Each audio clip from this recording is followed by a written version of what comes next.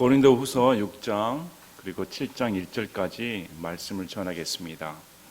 고린도 서신서를 읽으면서 우리가 느끼는 게 예수님 믿는 것이 무엇인가 깊이 고민하지 않을 수 없습니다. 우리가 예수님 믿는 건 뭘까요?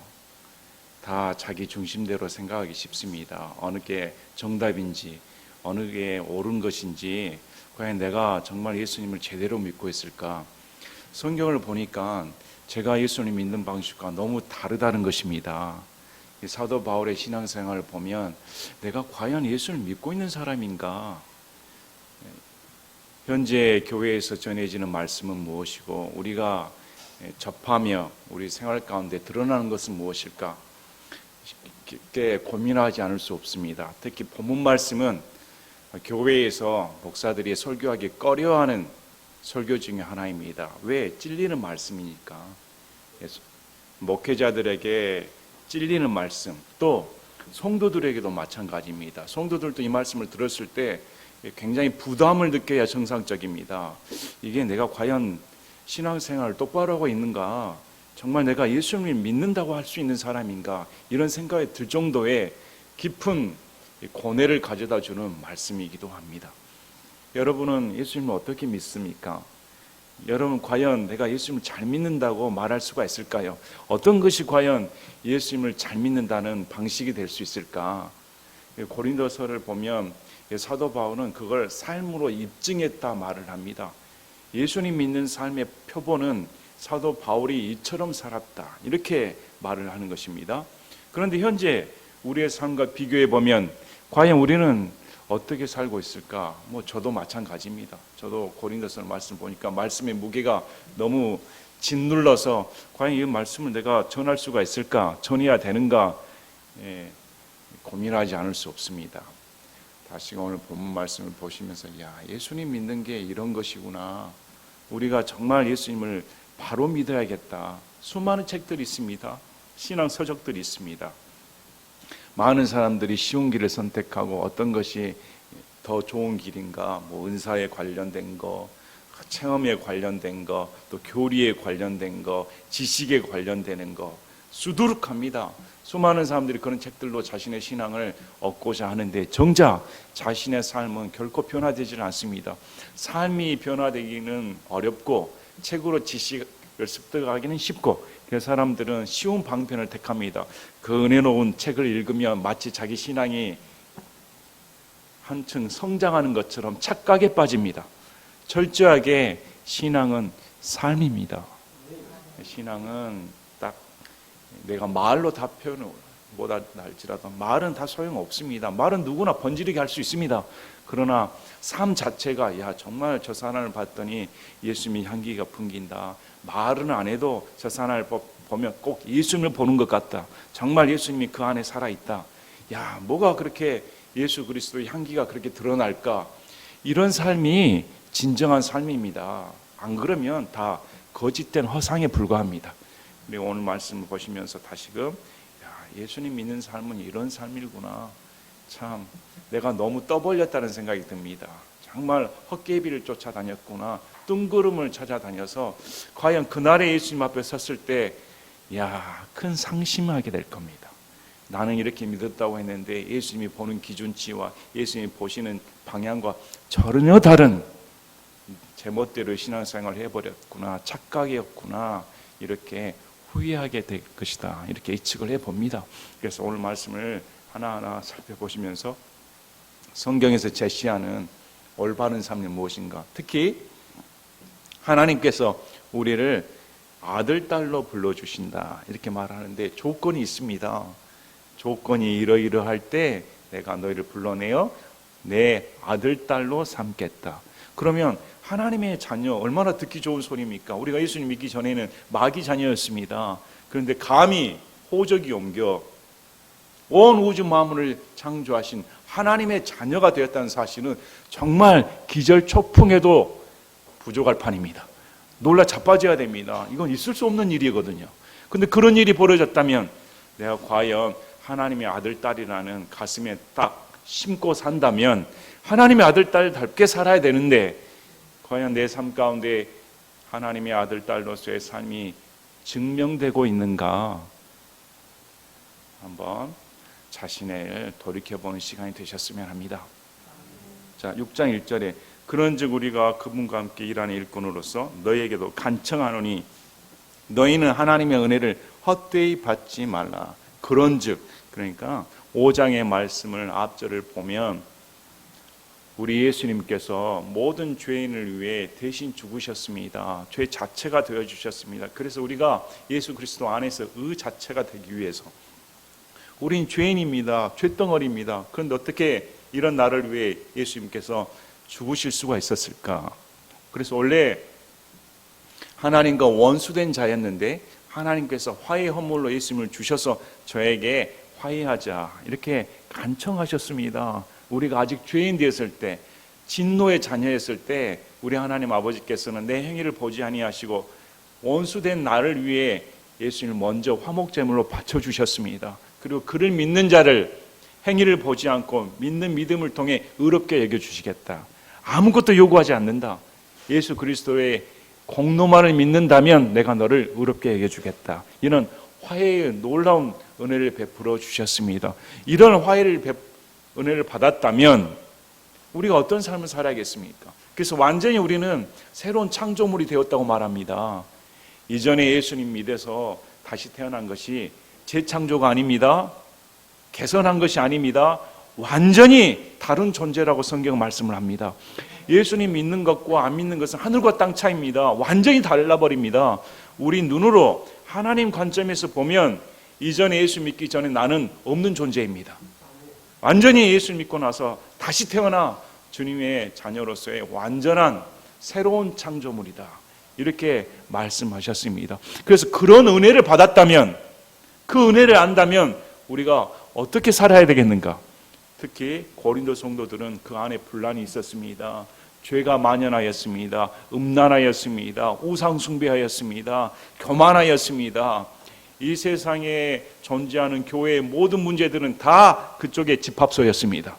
이런 고린도 성도들에게 하나님의 은혜를 상기시키는 것입니다. 과연 너희가 죄인 되었을 때 어떤 존재였는가? 그런데 이제 예수님을 만나 하나님과 화해하여 하나님의 새로운 창조물이 되었다면 너희의 삶이 어떻게 돼야 되겠는가? 그 은혜를 헛되이 하지 말라. 그래서 만약에 내가 내 멋대로 살고 그런 죄 가운데 산다면 그 사람은 하나님의 은혜를 헛되이 하고 있다고 성경은 말합니다. 은혜를 받았으면 은혜 받을 만한 그런 놀라운 은혜를 체험했으면 그 은혜에 대한 행동이 나와야 할 텐데 행동이 나오지 않는 사람은 정말 버릇없다. 정말 은혜도 모르는 그런 파렴치한 인간이다. 이런 취급을 받습니다. 그래서 우리 사도 바울이 그분과 함께 일하는 일꾼이다. 참 사도 바울은 하나님께서 화해 사역을 맡기셨습니다. 그래서 사도 바울이 전하는 진리의 말씀, 그 복음을 통해 사람들이 구원받고 하나님과 화해하는 역사가 일어났습니다. 화해하는 대사로서 그분과 함께 일하는 일꾼이다. 그러므로 바울은 분명하게 하나님의 대리인이었습니다. 하나님과 함께하는 동역자였습니다. 당시 성도들에게 거짓 교사들이 파고들어 거짓 사도다, 가짜다, 사칭한다, 오히려 사도 바울에게 춘천선을 내놓으라는 그런 말로 다 못한 무시와 멸시를 당했습니다. 그런데 사도 바울은 꿋꿋하게 내가 하나님과 함께하는 일꾼이다. 그리고 너희에게 간청하노니 너희는 그렇게 살지 말라. 하나님의 은혜를 정말 드러내는 삶을 살라. 이렇게 간청한다 말을 합니다. 자, 2절에 그분께서 이르시되 내가 받아주는 때에 내가 내 말을 들었고 구원의 날에 내가 너를 구조하였노라 하시나니 보라 지금이 그분께서 받아주신 때요 보라 지금이 구원의 날이니라. 원래 이 말씀은 이사야 49장 8절에 이스라엘의 회복에 대해 말씀을 하시는 구절입니다. 구약 말씀인데 주께서 이같이 말씀하시느니라 내가 받을 만한 때에 내가 내 말을 들었고 구원의 날에 내가 너를 도왔노라. 내가 너를 보존하며 너를 백성의 언약으로 주어 땅을 굳게 세우고 황폐하게 된 유산들을 상속받게 하리니 이스라엘 백성에게 하나님께서 놀라운 모든 민족이 우러러보는 그런 민족으로 삼아주겠다. 구원시켜주겠다. 이런 약속의 말씀을 주셨습니다. 이 말씀과 동일하게 신약에서 지금 사도 바울이 신약 성도들에게 해주는 말씀입니다. 무슨 말씀입니까? 우리 예수 그리스도께서 모든 죄인을 위해 죽으셨습니다. 지금 죽으시고 부활하신 예수를 믿으면 지금이 구원의 날이다. 하나님의 구약의 이스라엘 백성이 하나님의 백성이 된 것처럼 예수 그리스도를 통해 놀라운 구원의 은혜를 베풀어 준다. 그러므로 지금 믿으셔야 됩니다. 하나님과 원수된 자리에서 이제 하나님과 아버지 부르는 놀라운 은혜의 자리로 들어가야 됩니다. 그래서 사도 바울이 지금 구원의 날이다 이렇게 말씀을 합니다. 자, 3절에 사역이 비난을 받지 않게 하려고 우리가 어떤 일에도 결코 걸려 넘어지게 하는 일을 하지 아니하며, 사도 바울은 이 사역을 펼쳤습니다. 근데 이 복음 사역이 다른 사람들이 봤을 때 비방거리가 되지 않게 그렇게 어떤 일에도 결코 걸려 넘어지게 하는 행위를 하지 아니하였다. 자, 고린도후서 4장 1절 2절에도 그렇게 말했습니다. 고린도후서 4장 1절 2절에 그러므로 우리가 긍휼을 받아 이 사역을 맡았기에 낙심하지 아니하며 오히려 정직하지 못한 숨겨진 일들을 버리고 광교하게 걷지 아니하며 하나님의 말씀을 속임수로 다루지 아니하고 도리어 진리를 드러내므로 하나님의 눈앞에서 각 사람의 양심에 우리 자신을 추천하노라. 사도 바울은 다른 사람의 양심에 꺼리낌이 없이, 자신의 양심에 꺼리낌이 없이, 하나님께서 보셨을 때도 꺼리낌이 없이 그렇게 모든 사람에게 시험거리가 되지 않도록 각별히 유의를 했습니다. 그렇게 행동을 했다 이렇게 말씀을 합니다. 참 놀랍지 않습니까? 어떻게 목사 또 설교자들이 성도들에게 그 사역이 비난거리지 되지 않게, 저 목사가 너무 돈을 밝힌다, 저 목사가 음행을 한다, 저 목사가 가짜 논문을 썼다, 저 목사가 뒤로 이렇게 했다, 이런 헛소문이 돌지 않게, 비방거리가 되지 않게, 그런 구설수에 오르지 않게 최선을 다했습니다. 왜 최선을 다했습니까? 복음이 손실되지 않게, 자신이 전하는 복음이 손실되지 않게 이렇게 최선을 다했다 이렇게 말을 합니다. 그러면 어떻게 최선을 다했습니까? 4절부터 말을 합니다. 오히려 모든 일에 우리 자신을 하나님의 사역자로 입증하되. 자, 사도 바울은 사역자로 입증을 했습니다. 보시면 고린도 성도들을 유혹했던, 미혹했던 거짓 교사들은 자신의 사역을 이렇게 증명을 했습니다. 우리는 추천서를 가지고 있다. 우리는 다른 사람들보다 훨씬 더 능력이 있다. 또 우리는 사도 바울과 달리 보수를 받았습니다. 합당한 대가를 요구했습니다. 오히려 더 돈을 요구했습니다. 갈취하였습니다. 또 자기의 이기심을 들춰냈습니다. 자기가 더 높여지길 원했습니다. 그래서 사도 바울을 깎아내렸습니다. 그렇게 인간의 말로 복음을 변질시키며 사람들을 미혹시켰습니다. 얼마나 말이 유창했든지 그 말을 들으면 쏙 혼이 녹아버렸습니다. 사도 바울의 말주변과는 비교가 안 될 정도였습니다. 그래서 그 사람들은 그렇게 사역을 입증했습니다. 그런데 사도 바울은 내가 모든 일입니다. 모든 일에 하나님의 사역자로 입증하는데 바로 이렇게 입증을 했다. 여러분, 어떤 사람이 가장 위대한 목사입니까? 어떤 사람이 가장 위대한 설교자이며 어떤 사람이 가장 위대한 하나님의 일꾼입니까? 간증책들을 보면 저는 몇 교회를 개척을 했습니다. 이런 교회를 다니면서 제가 이렇게 교회를 개척했습니다. 이런 간증이 수두룩합니다. 저는 솔직히 그런 거 안 봅니다. 왜 자신이 했습니까? 하나님이 하신 건데. 그런데 그런 자신을 내세우는 개척담을 들으면 사람들이 혹합니다. 야, 저 사람이 굉장히 위대한 모양이다. 얼마나 헌신했으면 여러 교회를 개척하고 다녔을까. 참 하나님의 일꾼인 모양이다. 쏙 빠집니다. 또 어떨까요? 야, 예수님 믿었더니 이렇게 복을 받았습니다. 한 자리 누렸습니다. 열심히 공부했더니 이런 자리에 앉혀졌습니다. 물론 그럴 수 있습니다. 그것도 하나님의 은혜입니다. 과연 그것이 하나님의 일꾼된 증거일까요? 환상을 봤습니다. 타언을 합니다. 대언을 합니다. 누구를 말을 했더니 그 애언이 직통 계시를 받았습니다. 이것이 하나님의 일꾼으로 입증된 것일까요?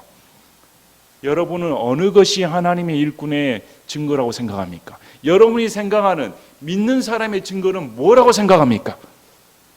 지금 사도 바울은 얼마든지 자신을 과시할 수 있습니다. 사도 바울처럼 교회를 개척한 사람이 어디 있습니까? 사도 바울처럼 죽은 자를 살린 사람이 어디 있습니까? 사도 바울의 손을 통해 불치의 병이 팍팍 일어나는데, 마귀 들린 자도 마귀가 쫓겨나가는데, 그런 기적을 베푼 사람이 어디 있습니까? 그러면 사도 바울이 내가 이렇게 하나님의 일꾼으로 입증했다, 거짓 사도는 그렇게 했는가, 이렇게 말을 하면 될 텐데, 뒷구조를 보시길 바랍니다. 정말 제가 보기에도, 여러분 보기에도 부끄러운 말씀들이 펼쳐져 있습니다. 어떻게 이런 말씀을 적어주면서 사도 바울이 내가 하나님의 일꾼으로 이렇게 입증했다, 참 너무 마음에 부담이 돼서 설교하기가 굉장히 어렵습니다. 그래도 보시길 바랍니다. 입증을 했는데, 첫째, 많은 인내, 고난, 궁핍, 공경, 매맞음, 감옥에 갇힘, 소동, 수고와 깨어있음, 금식 가운데 어느 하나 여러분이 선뜻 환영할 만한 것이 있습니까? 여러분 매맞고 싶습니까? 여러분 감옥에 갇힙니까? 여러분 궁핍합니까? 여러분 예수님 위해 그 수고가 정말 노동적입니까? 살인적입니까? 여러분이 이 말씀을 보면 이게 하나님의 일꾼의 사역이 증거인가? 근데 사도 바울은 이런 목록을 펼쳐놓습니다. 우리에게 하나님의 일꾼의 사역은 이런 것이다. 복음을 전하면 숱한 원수들을 만납니다. 왜 그럴까요? 이 세상이 우리의 원수이기 때문입니다. 이 세상은 복음을 달궈하지 않습니다. 특히 마귀가 노려봅니다. 마귀가 자기의 자녀를 뺏기니까 복음을 전하는 거 극도로 싫어합니다. 가정에서 예수를 믿으면 가정이 파탄이 나버릴 정도입니다. 직장에서 예수를 믿으면 직장에서 쫓겨날 정도입니다. 감수해야 됩니다. 왜 그럴까요? 예수님이 너무 중요하기 때문에 예수님을 위해서라면 이런 헌신을 마다하지 않는다. 이것이 믿는 사람의 증거라고 말을 합니다. 바울처럼 많은 인내를 한 사람이 있습니까?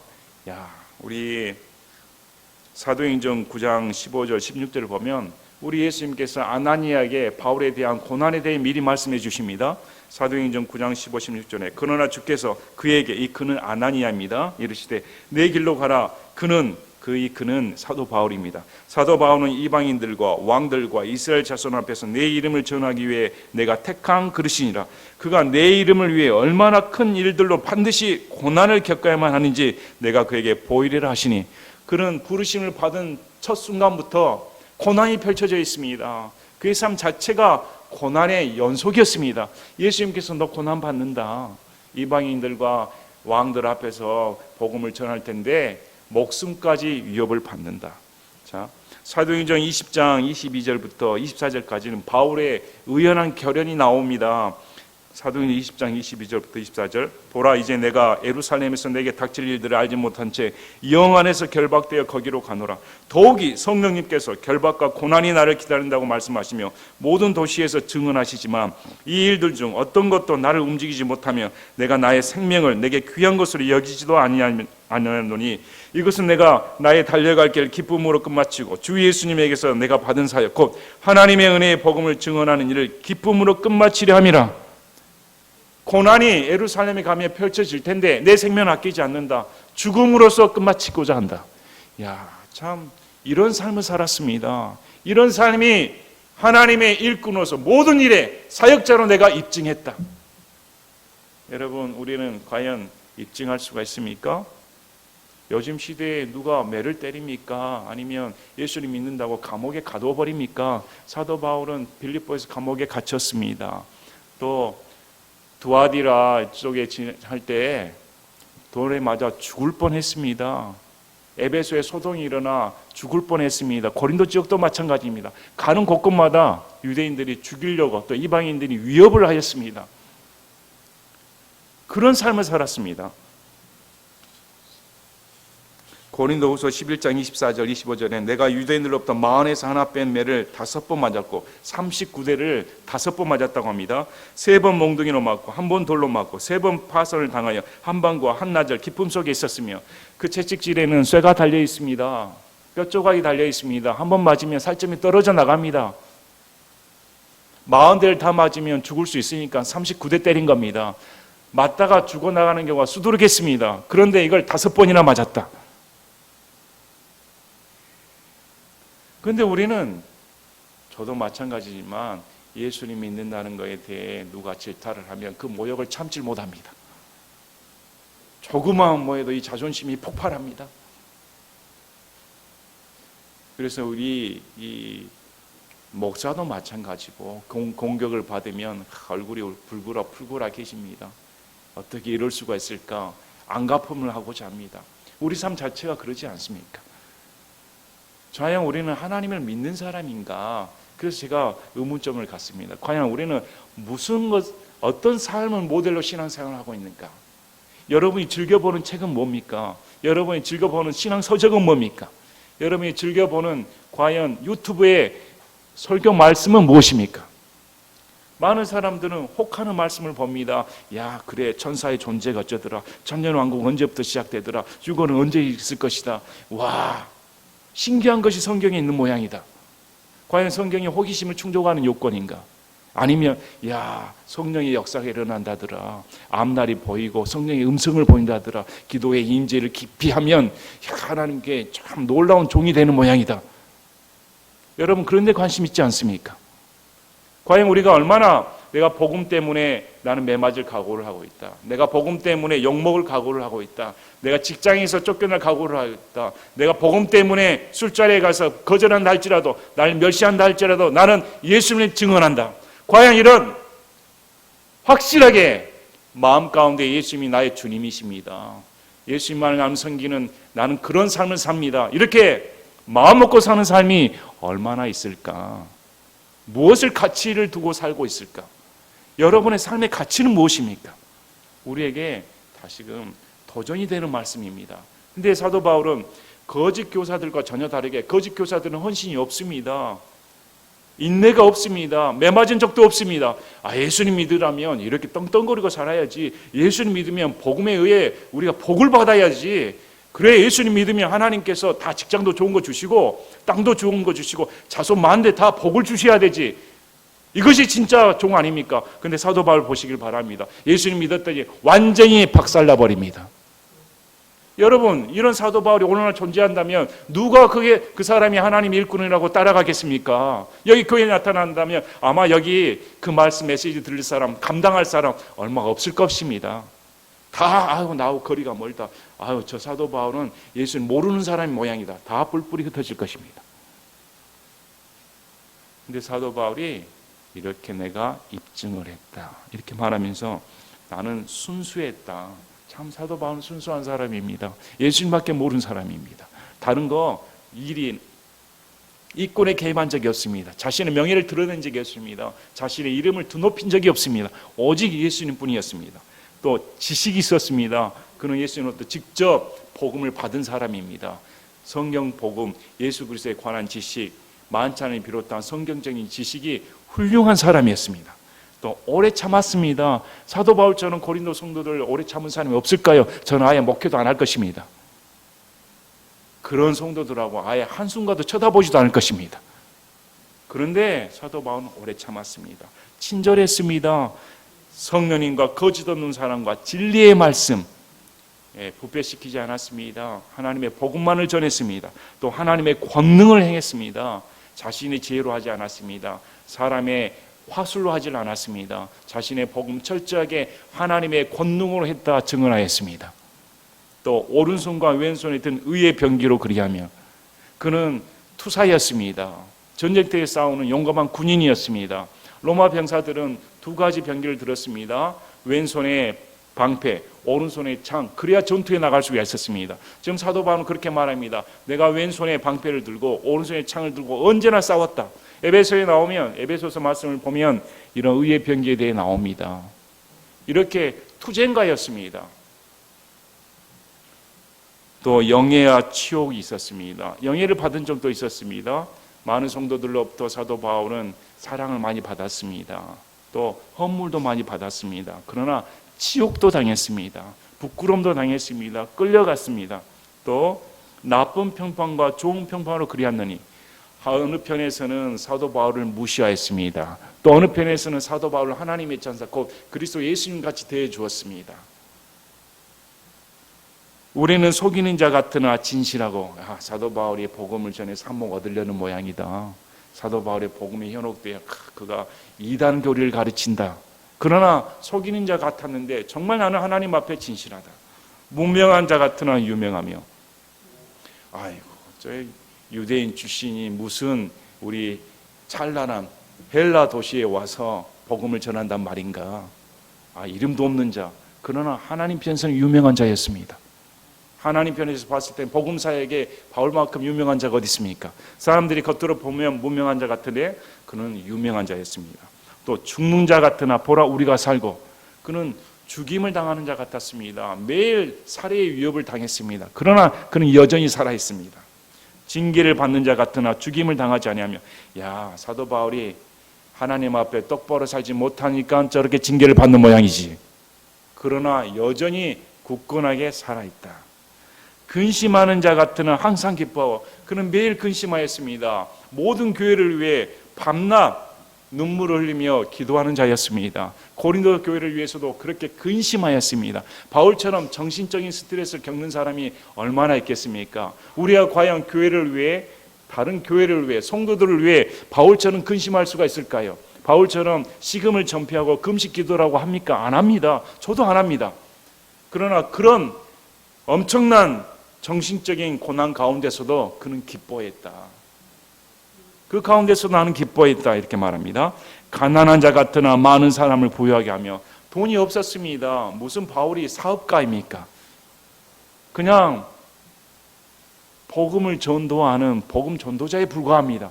그래서 가난한 자 같은데 그 사람이 전한 말씀을 통해 사람들이 풍성하게 되었습니다. 많은 사람을 부유하게. 아무것도 없는 자 같으나 모든 것을 소유한 자나. 제일 마지막에 지금 사도 바울은 나는 모든 것을 소유한 자이다. 너희들이 봤을 때 무일푼이고 볼품없고 그렇게 처량하게 보이는데, 가진 것 없이 보이는데 나는 모든 것을 소유한 자이다. 여러분이 그렇게 되시길 바랍니다. 예수님을 만나면 다 소유한 것입니다. 뭐가 부럽습니까? 남들이 들고 다니는 명품백이 부럽습니까? 남들이 타고 다니는 명품 차가 부럽습니까? 남들이 살고 있는 큰 저택이 부럽습니까?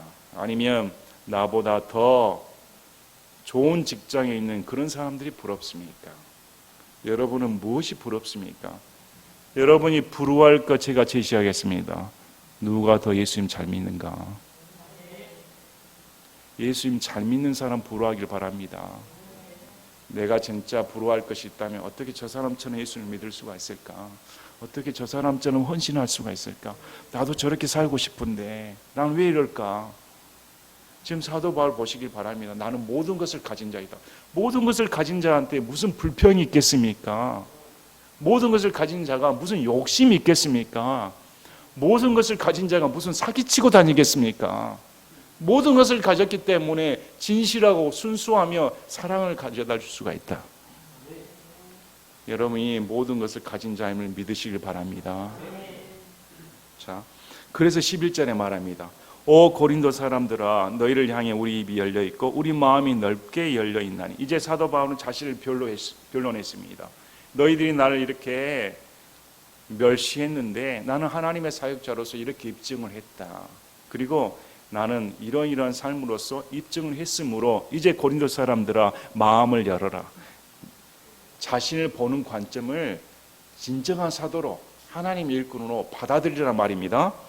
너희를 향해 우리 입이 열려있고 우리 마음이 넓게 열려있나니. 자, 이 고린도 성도들의 형편은 사도 바울이라면, 여러분이 개척자라면 이 고린도 성도들에게 마음이 열려 있겠습니까? 저 같으면 마음을 닫아버리겠습니다. 그래, 이 교회는 실패했다. 이 교회는 끝장났다. 이제 다른 교회 알아봐야지. 아유, 이런 교회는 다른 목회자가 가고 이제 정냄이 떨어진다. 마음을 닫아버릴 겁니다. 그런데 사도 바울은 오 고린도 성도들아, 내가 너희에 향한 사랑은 진실하다. 여전히 우리 마음 너희들을 포용할 수가 있다. 넓게 열려 있다. 이렇게 말합니다. 너희는 우리 안에서 좁아지지 아니하고 너희 속 중심에서 좁아졌느니라. 우리는 너희를 품고 있다고 말합니다. 그런데 너희는, 고린도 성도들은 우리를 품지 못하고 있다. 비방하였다. 사도 바울을 품지 못했습니다. 사도 바울이 개척한 목사인데 말입니다. 그래서 내가 내 자식들에게 하듯 말하노니 이제 바로 그것에 대한 보답으로 너희도 마음을 넓게 열려. 참 사도 바울은 부성애를 가졌습니다. 자신이 개척한 교회이기 때문에 아버지의 심정을 가졌습니다. 그래서 아들의 허물에도 불구하고 자녀들의 허물에도 불구하고 품어주었습니다. 근데 정작 그 사랑을 받은 자녀들은 바울을 품지 못했습니다. 바울을 멸시해버렸습니다. 그래서 아버지가 너희를 대해야 될 테니까 너희 마음을 열어 우리를 받아들여라, 이렇게 말을 합니다. 참 어떻게 이런 말까지 할 수가 있을까? 사도 바울의 마음속에 들어가면 정말 예수님의 사랑이 녹아져 있습니다. 어떻게 이렇게 예수님의 사랑을 펼칠 수가 있을까? 참 제 자신도 부끄럽고 여러분 부끄럽죠? 자, 목회자가 성도들을 보는 마음이 넓을까요? 성도들이 목회자를 보는 마음이 넓을까요? 목회자는 비방받기 쉽습니다. 목회자 행동 하나는 사람들에게 시험거리를 줍니다. 특히 목회자가 저럴 수 있어? 내가 목사라면 저러지 않을 거야. 목회자의 작은 실수도 성도들은 크게 봅니다. 성도들의 마음은 좁아질 수밖에 없습니다. 여러분 마음을 넓게 열어주시기 바랍니다.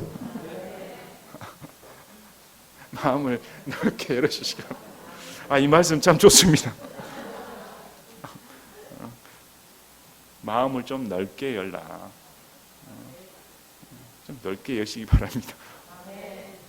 자, 14절부터는 지금 5번에 걸쳐서 사도 바울이 고린도 성도들에게 질문을 합니다. 5번의 질문을. 근데 이 5번의 질문의 내용은 다 동일합니다. 이렇게 연거푸 말하는 이유는 절대 해서는 안 된다. 당시 고린도 성도들의 분위기를 알아야 됩니다. 당시 고린도 성도들은 그 고린도 지역이 음행의 지역이었습니다. 우상숭배 지역이었습니다. 교회 내에서도 우상숭배하는 날에 지금 말하면 석가탄신의 절에 가가지고 같이 먹고 마셨습니다. 이래야 되겠습니까? 또 옆에 매춘이 벌어지니까 예수 믿으면서도 매춘 행위를 하였습니다. 심지어 계모하고 잠자리를 같이 하는 성도들이 버젓이 있었습니다. 쫓아내지도 않냐고. 깜짝 경악할 일이었습니다. 이런 분위기 가운데 지금 사도 바울이 말씀을 전하는 것입니다. 자, 너희는 믿지 않는 자들과 공평하지 않게 멍에를 같이 매지 말라. 불신자들과 멍에를 매서는 안 된다. 함께 일해서는 안 된다 말을 합니다. 우리 신명기 22장 10절에 신명기 22장 10절에 너는 소와 나귀를 함께 서서 밭을 갈지 말라. 종류가 다른 두 동물로 멍에를 같이 매서는 안 된다고 말씀을 합니다. 종류가 달라버리면 함께 진행할 수가 없습니다. 힘이 좋은 사람이 있고 힘이 약한 사람이 같이 매버리면 같이 함께 할 수가 없습니다. 성질이 달라버리는데 특히 믿지 않는 자와 믿는 자는 사상이 다릅니다. 생각이 다릅니다. 아예 종류가 다릅니다. 한 멍에를 같이 짚고 동일한 방향으로 갈 수가 없습니다. 동역은 불가능한 일입니다. 그래서 사도 바울이 절대 멍에를 같이 매서는 안 된다. 특히 이것은 우리가 결혼에 대해 접목시켜서 말을 합니다. 이미 불신자와 결혼해버린 사람은 어쩔 수 없지만 결혼을 앞둔 믿는 사람은 절대 불신자와 결혼해서는 안 됩니다. 아멘. 생각조차 하지 마시길 바랍니다. 나중에 다 후회합니다. 왜? 타협을 해야 되니까. 자기 신앙을 떨어뜨려야 불신자랑 맞춰줄 수가 있으니까. 그래서 같이 타락해버립니다. 절대 생각의 방향 틀리다면은 함께 결혼할 수가 없습니다. 자, 의가 불의와 무슨 사귐을 갖겠느냐? 의와 불의. 여기서 보면 예수님 믿는 사람과 믿지 않는 사람 중간 연역은 없습니다. 예수님 믿는 사람은 의롭습니다. 또 빛입니다. 또 그리스도께 속했습니다. 믿는 자입니다. 하나님의 성전입니다. 이게 예수님 믿는 사람의 특징입니다. 믿지 않는 자는 어떻게 됐는가? 불의합니다. 또 어둡습니다. 벨리알, 마귀에 속하였습니다. 믿지 않습니다. 우상의 단지입니다. 믿지 않는 자는 아무리 보기에 착하게 보이고 순수하게 보인다 할지라도 로마서 말씀을 통해 자기 이기심에 고치는 자들입니다. 믿지 않는 자는 하나님의 진노의 자녀입니다. 믿지 않는 자는 불의하며 어둠 가운데 있으며 마귀 자녀입니다. 아예 종류가 달라버립니다. 이쁘면 다지 그렇게 생각하시면 안 됩니다. 이뻐도 냄새 나면 어떡합니까? 아무리 이뻐도 시체면 어떻게 삽니까? 이쁜 시체랑 살렵니까? 못생겨도 살아있는 사람이 밥해 줍니다.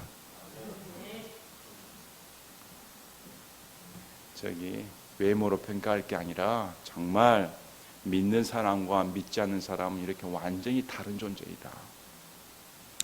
빛이 어둠과 무슨 친교를 나누겠느냐? 빛과 어둠은 공존할 수가 없습니다. 빛이면 빛이고 어둠은 어둠이죠.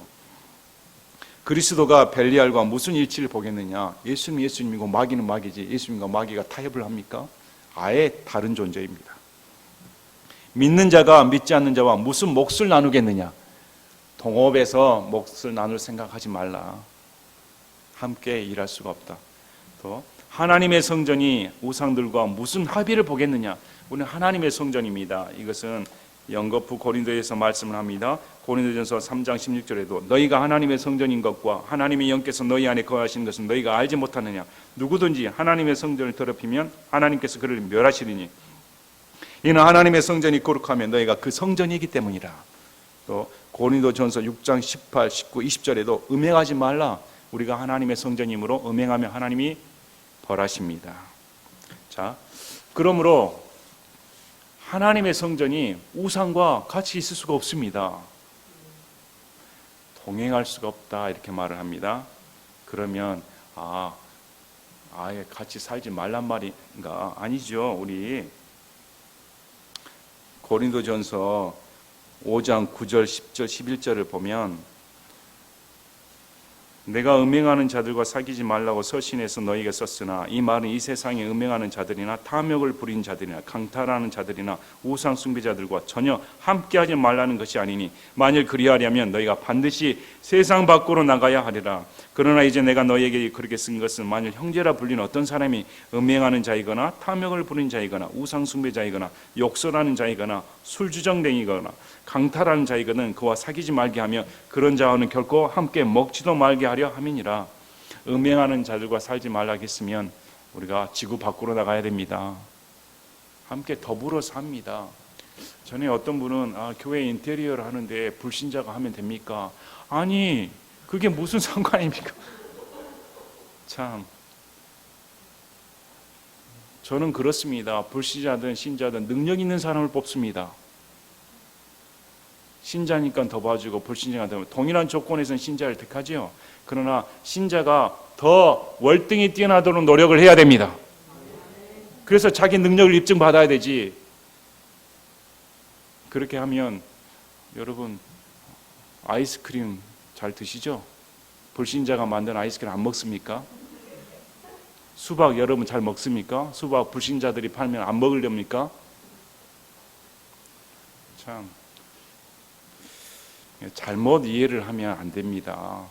이해하시겠죠? 잘못 이해를 하면 우리가 말씀을 보시면서 이것은 불신자들과 함께 술을 마시는 자리에 있으면 되겠습니까? 무슨 좋은 소리가 나오겠습니까?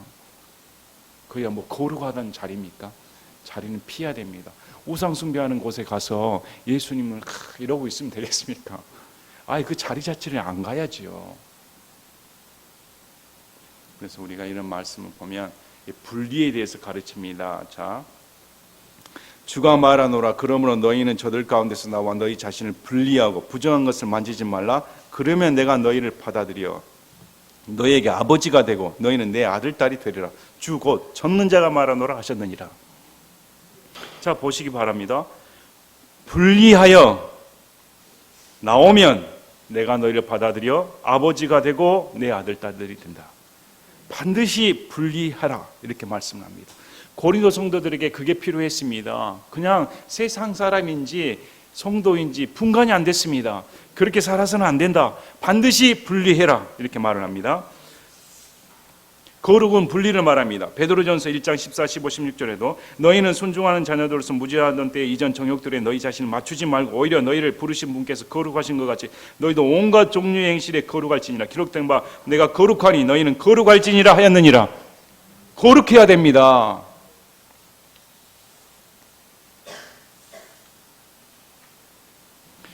원래 이 말씀은 이사야 52장 11절 말씀을 인용한 말씀인데 구약의 말씀. 너희는 떠날지어다 너희는 떠날지어다 너희는 거기서 나오고 부정한 것을 만지지 말지어다 너희는 그녀의 한가운데서 나올지어다 주의 기구들을 나른 자들아 너희를 정결하게 할지어다. 바벨론 포로 생활 동안 우상숭배에 빠졌습니다. 우상 숭배를 해서는 안 된다. 거기서 빠져나와라. 또 요한계시록 보면 함께 심판받지 말라. 음녀 바벨론에서 빠져나오라. 이렇게 말을 합니다. 그래서 거룩이라는 것은 빠져나오는 것입니다. 구별하는 것입니다. 같은 자리에 있으면 안 됩니다. 사무엘하 7장 12, 13, 14절 말씀을 인용하여 너희에게 아버지가 되고 너희는 내 아들 딸들이 되리라 말씀을 전하고 있습니다. 다윗의 아들의 아버지가 되게 주겠다. 우리 하나님께서 다윗에게 언약을 베풀어 주십니다. 그래서 지금 구약의 말씀을 인용하여 지금 사도 바울이 우리에게 신약 성도들에게 말씀을 전합니다. 여기서 염두에 두어야 할 것은 구약 따로 신약 따로 하면 안 됩니다. 구약과 신약을 구별할 수 있지만 구약의 말씀은 우리에게 적용되지 않는다. 이렇게 신앙생활해서는 안 됩니다. 분명히 사도 바울은 구약의 말씀을 인용을 해서 신약 성도인 우리에게 거룩해라, 떠나야 된다 이렇게 말합니다. 그래서 하나님의 아들, 딸이라고 입증하는 것은 불신자들과의 분리를 의미합니다. 여러분은 불신자들과 얼마큼 섞여 삽니까? 여러분 불신자들과 얼마큼 타협을 하십니까? 여러분 과연 여러분의 생각 가운데 불신자들과 함께 섞여 있으면 저 사람 신자이다 이렇게 눈에 팍 띕니까? 마치 검은 구슬에 하얀 구슬이 박혀 있으면 저 사람 눈에 팍 띄는구나, 구별되어 있구나. 아니면 이거 회색인지 검은색인지 흰색인지 구별이 안 돼. 과연 그런 존재인가? 과연 여러분 거룩한 하나님의 아들, 딸로서 우리 하나님께서 분리되어 나오면 내가 너희를 받아들여 나는 너의 아버지가 되어주겠다. 반드시 분리되어야 됩니다. 여기 청년들 또 학생들 예수님 믿는 것이 어떻게 눈치 보일 수가 있습니까? 어떻게 지옥 자식 앞에 하나님의 자녀가 당당하지 못할 수가 있습니까? 누가 더 부끄러워해야 됩니까? 안 믿는 자들이 부끄러워해야 될 텐데 어떻게 믿는 자들이 부끄러워할 수 있을까요? 이 말은 제게 하는 말입니다. 제가 대학교 다닐 때 이제 성경 공부한다고 성경책을 두고 가는데 도서관에서 우리 저기 친구가 부르면 성경 숨었습니다. 이렇게. 너도 예수님 믿냐? 이 말하면 찔리니까. 그때는 제가 예수님을 인격적으로 만나기 전이었습니다. 그래서 성경 보고 다니고 있는데 성경이 재밌으니까. 근데 같이 술 마시고 당구장 가고 놀고 있다가 제사가 놀러 가자 했는데 성경책 들고 나오면 딱 이렇게 숨겨야 되죠. 물론 이제 제가 예수님 믿자마자 모든 책에다가 예수 천국 적어놨습니다. 전공서 이렇게 두꺼운데 예수 천국 불신지옥. 수업을 시작하면 제가 칠판에 가가지고 예수 천국 불신지옥 학생들이 다 보라고 박혔습니다. 왜 박혔을까요? 예수님 믿어야 천국 가니까. 진짜 지옥이 있는데 너무 예타 보이니까. 복음을 부끄러워하는 것은 내가 예수님을 안 만났다는 증거입니다. 예수님을 만나면 분리될 수밖에 없습니다. 예수님을 만나면 그래요. 예수님이 나의 주님이십니다. 아버지 하나님의 은혜로 제가 아들, 딸들이 되었습니다. 그러므로 하나님의 아들, 딸의 증거는 분리입니다. 여러분이 세상으로부터 분리된 자 맞습니까? 정말이십니까? 나는 세상으로부터 분리되어 하나님의 아들, 딸입니다. 그래서 지금 7장 1절에 결론의 말씀을 줍니다. 그러므로 극진히 사랑하는 자들아 우리가 이 약속들을 가지고 있으니 하나님을 두려워하는 가운데 거룩함을 완전히 이루어 육과 영의 모든 더러움에서 우리 자신을 깨끗하게 하자. 그러면 지금 깨끗한 상태입니까? 아닙니까? 많은 사람들이 위치와 상태를 분별 못하고 소위 말하는 단 한 번 영원히 구원받고 완전히 깨끗해 버렸으니까 더 이상 깨끗할 필요가 없다 이렇게 거짓 가르침을 가진 사람들은 이걸 어떻게 해석해야 할까요? 우리입니다. 바울을 비롯해서 더럽다고 말을 합니다. 육도 더럽고 영도 더럽고 또 어떤 단체는 육은 아직 구원 못 받고 영은 구원받아서 영은 깨끗하다 뭐라고 나옵니까? 영도 더럽다고 나오는데 육과 영이 다 더럽습니다. 그래서 늘 깨끗하게 해라. 위치는 하나님의 아들로서 하나님께서 우리를 깨끗하게 봐주시지만 상태는 여전히 더러운 죄인입니다. 그래서 이 상태를 개선해 나가는 것이 성화입니다. 늘 하나님 앞에 진실되게 살고자 더러운 거, 육적인 거 그걸 멀리하고 하나님을 두려워하는 가운데 거룩함을 완전히 이루라. 이렇게 성경 우리에게 명령을 내리십니다. 자, 오늘 말씀을 보시면서 여러분 마음 가운데 어떤 생각이 드십니까? 과연 예수님 믿는 것이 무엇인가? 나는 예수님을 어떻게 믿고 있는가? 단순히 교회에 나와서 말씀 듣는 것이 전부인가? 단순히 교회에 나와 예배드리고 찬송하는 것이 전부인가? 신앙생활 하는 것이 전부인가? 기도하고 하는 것이 전부인가? 실제적인 우리 삶 가운데 예수를 믿는다는 그런 증거가 입증되고 있는가? 과연 우리들의 삶을 통해 다른 사람들을 보았을 때 저 사람은 하나님의 아들, 딸이야 이렇게 그 사람들 입을 통해 증언될 수가 있는가? 우리가 과연 그렇게 삶으로 비춰지고 있는가? 우리 자신을 돌이켜보는 시간 되셨으면 합니다. 제가 기도하고 마치겠습니다.